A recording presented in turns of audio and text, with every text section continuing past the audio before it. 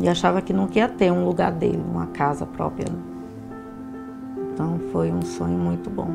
A vida foi assim, sempre pagando aluguel, né? Da gente é totalmente diferente, né? Agora eu posso falar que é meu, né? Elizabeth, Nancy e Magnólia. Vidas que se cruzam em um sonho, a casa própria.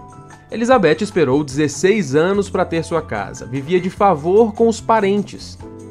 Nancy é viúva e mora com o filho, de 14 anos. Antes morou de favor no lote do pai e pagou aluguel durante muitos anos.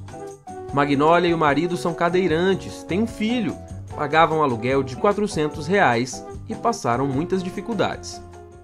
A falta de moradia no Brasil afeta prioritariamente a população de baixa renda. Para resolver esse problema, o governo federal criou em 2009 o Minha Casa Minha Vida. Com recursos do Fundo de Arrendamento Residencial e do FGTS, o programa tem financiado a milhares de brasileiros a aquisição da casa própria. Facilitou a compra do imóvel e reduziu em 8% o déficit habitacional de 5,24 milhões de domicílios. Isso segundo dados do Instituto de Pesquisa Econômica Aplicada, com base na Pesquisa Nacional de Domicílios de 2012, do IBGE. A maioria dos mais necessitados estão na faixa 1, né? Que são nas periferias, nas áreas de risco, onde está o que a gente chama os pobres mais pobres, né?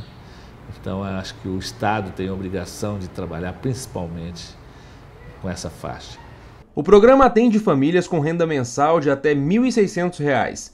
Nesse caso, o governo paga até 96% do valor do imóvel. Na segunda faixa, as famílias que ganham acima de R$ 1.600 até R$ 3.275. Aqui se consegue um subsídio de até R$ 25 mil para pagar a entrada. E na terceira faixa, atende famílias que ganham acima de R$ 3.276 até R$ 5 mil. Diferente das outras fases, essa não oferece subsídio, mas dá desconto no valor dos seguros obrigatórios e também baixa taxa de juros. Na modalidade destinada aos agricultores familiares e trabalhadores rurais com renda anual bruta de até R$ 15 mil para o grupo 1, de 15 mil a 30 mil para o grupo 2 e de 30 mil a 60 mil para o grupo 3. O Minha Casa, ele consolida uma estratégia mais geral do governo de inclusão social, de consolidação da ascensão das famílias de baixa renda a um outro patamar de renda. Até o final de 2014, o programa entregou 515.956 casas e apartamentos. No total foram contratadas 1.321.943 unidades habitacionais e investidos mais de 44 bilhões de reais. Elizabeth, Nancy e Magnólia já estão na casa nova. Quando eu comecei a pagar aluguel, eu recebi o salário mínimo na época. E pesava bastante mesmo, pesava para tudo, porque tudo era eu, né, que tinha que correr atrás. O dinheiro agora sobra mais um pouco, para poder fazer outras coisas. 16 anos. Esperei, toda vez que saiu uma lista, eu corria para ver se estava meu nome, mas nunca estava. Quando foi em 2014, eu recebi. Sei lá, é diferente. Você tá no que é seu, é muito diferente, muito bom. As portas são acessíveis para cadeira. A vida da gente melhorou pelo fato de não precisar dos outros para entrar e sair dentro de casa. Mas esse não foi o primeiro programa habitacional do país. Na década de 60, uma outra iniciativa tentou viabilizar a aquisição da casa própria para a classe média, deixando de fora a baixa renda. Para isso, o governo implementou o Sistema Financeiro de Habitação, com duas tradicionais fontes de recursos, a caderneta de poupança e o FGTS. O operador na época era o Banco Nacional de Habitação, o BNH, que administrava o FGTS e era também o regulador e fiscalizador do sistema. Problemas de gestão e fatores econômicos levaram à extinção do BNH em 1988. As funções passaram então para o Banco Central, Caixa e Ministério da Fazenda. Nesse processo, muitos planos aconteceram e o setor passou por altos e baixos. O Banco Nacional de Habitação chegou no seu auge, no final da década de 70, a produzir 650 mil habitações por ano. Então, era todo mundo empregado. Ele recebia 8% do fundo de garantia. Então está todo mundo empregado, 8% de todo mundo empregado é muito dinheiro. Ainda tinha poupança, que era feita para também financiar essas casas. O Minha Casa Minha Vida veio para suprir a lacuna deixada pelo BNH, financiar e permitir o acesso das famílias de baixa renda à casa própria. O programa acontece em parceria com estados, prefeituras, empresas e entidades sem fins lucrativos. O programa alcança as capitais, Distrito Federal e regiões metropolitanas. E desde 2013, os municípios com população superior a 50 mil habitantes. A empresa entra com um projeto, aprova na prefeitura, faz toda a documentação, entra na Caixa Econômica ou Banco do Brasil, eles aprovam esse projeto. Imediatamente, tão logo o contrato e você começa a produção. A prefeitura indica a demanda, faz o cadastro das pessoas e o processo de aprovação. Só depois encaminha para a Caixa, que por sua vez opera a linha de crédito e é quem dá a última palavra na aprovação dos projetos e seleção dos beneficiários. Já o Ministério das Cidades define quantas habitações serão financiadas e fiscaliza o programa. As construtoras são responsáveis por comprar o terreno, elaborar o projeto habitacional e executar a obra.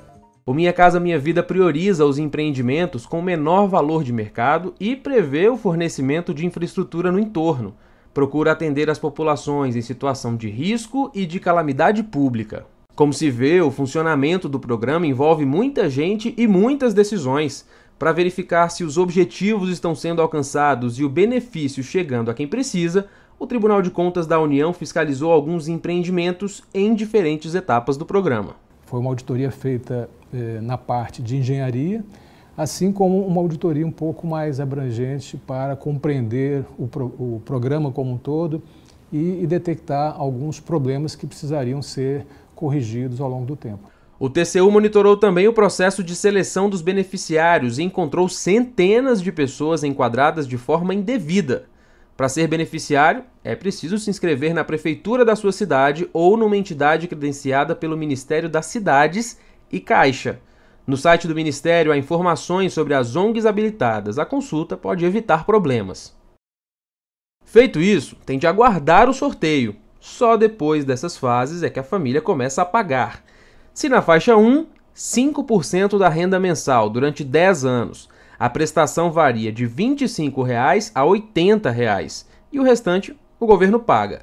Assim, uma família que recebe salário mínimo por mês de R$ 788,00 vai pagar à Caixa R$ 39,40.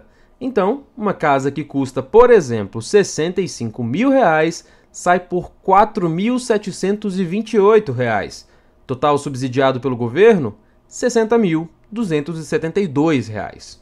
A seguir, no caminho da casa própria, muitos obstáculos. O programa, que já permitiu a milhares de famílias ter moradia, enfrenta dificuldades na execução e acumula reclamações dos beneficiários.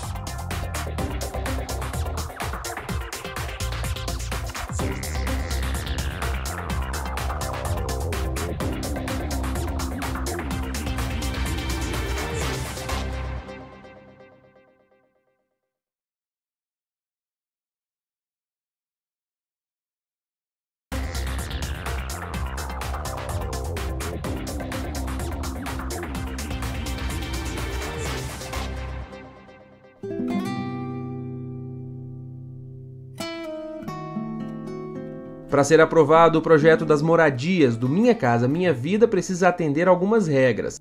A casa tem de ter, no mínimo, 32 metros quadrados de área útil.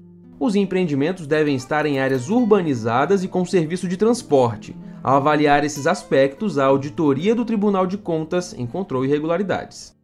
O TCU verificou que alguns empreendimentos foram implantados em locais longes dos grandes centros urbanos, desprovidos de transporte público, de creches, escolas e postos de saúde. Mais do que nunca, nós temos que produzir, sim, habitações, no seu sentido completo da palavra, dentro da cidade. Essas auditorias, feitas em 2012 e 2013, alcançaram o programa em duas modalidades: famílias com renda mensal bruta até R$ 1.600 e outra na mesma renda, mas em municípios acima de 50 mil habitantes. Nós constatamos numa dessas auditorias que muitas moradias, muitas habitações, um percentual elevado, estavam sendo entregues muitas vezes sem portas, com as especificações inadequadas, embora fossem moradias de baixo custo, moradias simples. Qualquer falha, qualquer descumprimento de uma especificação já representaria algo significativo. As reclamações chegam dos próprios beneficiários. Moradores do condomínio Paranoá Parque reclamam de vazamentos, rachaduras, falta de ônibus e carência de escolas. O residencial está sendo entregue por etapas e a primeira foi no ano passado. Quando o conjunto estiver concluído, serão 6.240 moradias, divididas em 390 blocos de 4 pavimentos. Então tem que cuidar dessa água, porque não está boa. Só tem um ônibus rodando aqui dentro, quer dizer, não dá para atender o pessoal que trabalha fora daqui. A porta aqui, né, que eu te falei, que eles vieram arrumar, mas só começaram e deixaram. A cerâmica toda trincada. Porque o colégio dele é bem longe, mas é longe, ele tem que ir de van escolar. Sobre a localização dos empreendimentos, o Ministério das Cidades diz que a responsabilidade de indicar as áreas de interesse social é dos municípios. Os construtores, por sua vez, afirmam que os valores acabam por determinar a escolha de terrenos não urbanizados. O que cabe no preço, que é taxado, que é, vamos dizer assim, é uma tabela, não é decisão do consultor, não é uma habitação de mercado na qual eu ponho o meu preço e saio para vender. Então isso aí é uma decisão que tem que partir muito de quem faz política de habitação no Brasil. O planejamento dos municípios, né, naquilo que se refere aonde a habitação de interesse social deve estar localizada, deve considerar a possibilidade desse município oferecer os serviços e a infraestrutura adequada, criando normativos que sejam mais exigentes em relação a isso. Agora, a autonomia do município. O caso de Jones de Souza é um exemplo de como essas falhas afetam os moradores. Casado, pai de 4 filhos, foi sorteado e sem escolha mora em um imóvel de 2 andares. Jones usa cadeira de rodas. Ou pegava um apartamento limitado, mais ainda, só com pequeno acesso porque era térreo, ou pegava a casa de 2 pavimentos, onde realmente eu fico totalmente na parte de baixo. Só subo na parte superior só de noite. O que eles alegaram é que não poderia fazer nada se eu quisesse era dessa forma. Caso contrário, e voltar para o final da fila. Para o TCU, o desenho do Minha Casa Minha Vida deixa brechas, que prejudicam a população beneficiada. E falta fiscalização no desenvolvimento do programa. Para contribuir com a eficiência do projeto, o tribunal sugeriu algumas ações. Nós estamos determinando que o Ministério reveja esse desenho do programa, reveja a definição de responsabilidade e apure as responsabilidades pelas habitações mal construídas e promova a restituição dos recursos que não foram corretamente empregados. Outra medida bastante importante foram recomendações visando a implantação de empreendimentos em locais já providos ou que seja providenciado a provisão de equipamentos de lazer, equipamentos comunitários de um modo geral. Depois do intervalo, o programa movimentou o setor da construção civil e gerou emprego e renda para os trabalhadores.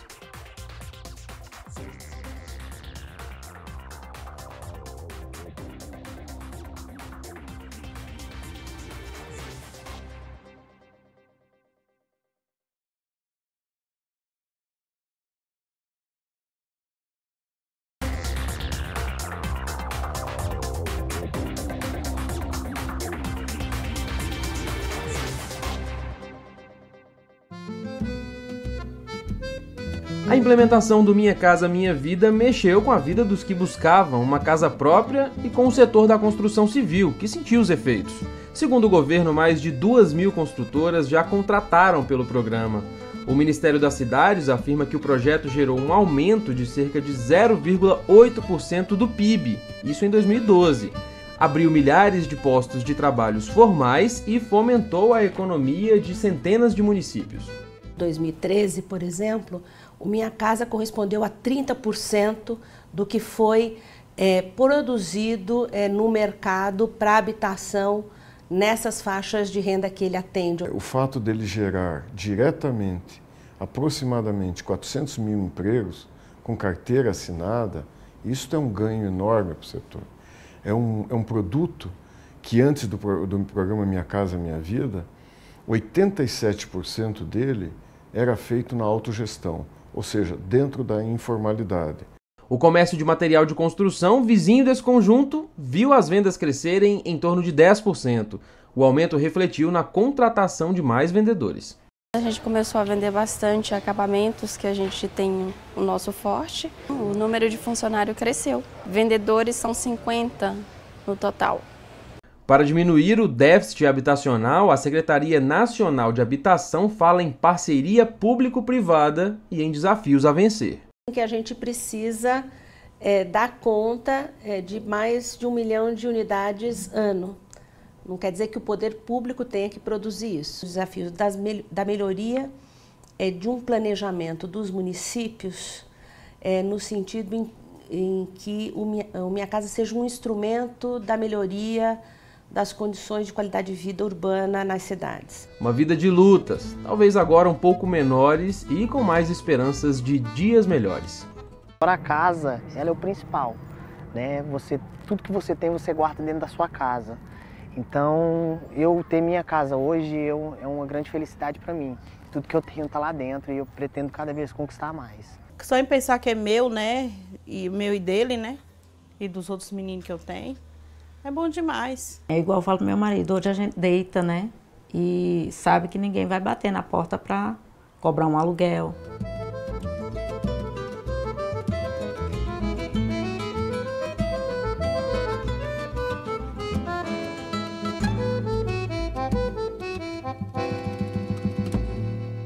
O trabalho é um direito do cidadão e dever do Estado. Quando ele falta, muitos recorrem ao seguro-desemprego, uma das ações que mais recebe recursos do Ministério do Trabalho e Emprego. No próximo Eu Fiscalizo, confira como funciona o benefício, para quem vai, de onde vêm os recursos. Até lá!